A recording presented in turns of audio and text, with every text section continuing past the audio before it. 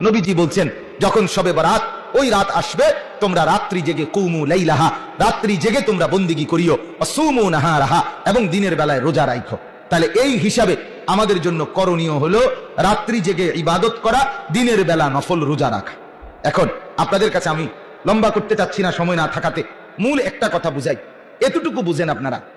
অনুরোধ আমার, একজন হইলে একজনই মাইনেন, সেটা হলো শবে বরাত মূলত নবীজি বলছেন ইবাদতের রাত, গুনাহ মাফের রাত, তোমাদের জন্য রাত্রি জেগে ইবাদত করো, এটা বলছে নবীজি। অতএব শবে বরাত কোনো উৎসব না, শবে বরাত কোনো অনুষ্ঠান না, শবে বরাত খালেস নফল ইবাদতের রাত। আপনি নফল ইবাদত করবেন, অর্থাৎ আপনি জিকির করবেন, আপনি নফল নামাজ পড়বেন, কোরআন তেলাওয়াত করবেন, তওবা করবেন, দোয়া করবেন, কান্নাকাটি করবেন, একাকী গোপনে গিয়ে কবর জিয়ারত করবেন, নিজে সারা রাত যদ্দূর শরীরে কুলায় আপনার নফল নামাজ পড়তে থাকবেন, আল্লাহকে ডাকতে থাকবেন। শুধুই আপনি আর আপনার আল্লাহ, এই দুইজনের মধ্যে সম্পর্ক গড়া, এর নাম হচ্ছে শবে বরাত। কিন্তু দুর্ভাগ্য আর আফসোসের ব্যাপার হলো আমরা সেখান থেকে সরে গিয়ে শবে বরাতকে অনুষ্ঠান বানাই নিয়েছি। শবে বরাত কি এখন অনুষ্ঠান? শবে বরাত হলো উৎসব। শবে বরাত পালন করে, কেমনে পালন করে?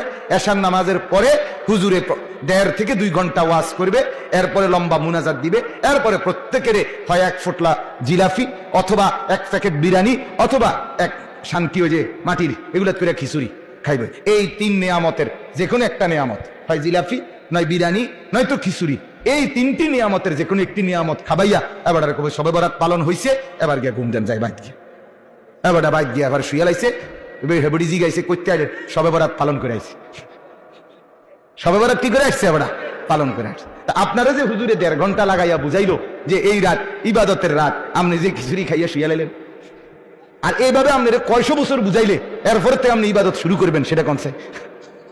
কথা বুঝেন নাই আমার। এই জন্য আমি আমার মসজিদে বলছি জুম্মার দিন যে আপনারা আমার থেকে এটা বুঝলেন কিনা এটা কোন, যে শবে বরাত বুঝছেননি? কহা হুজুর বুঝছি। আমি বলে কি করতে হবে সেটা বুঝছেননি? কহা বুঝছি। আমি তাহলে ঠিক এই কথাটা তো বললাম যে নফল নামাজ পড়বেন, জিকির করবেন, দোয়া করবেন, কান্নাকাটি করবেন, একাকী কেউকে না ডেকে গোপনে কবর জিয়ারত করবেন।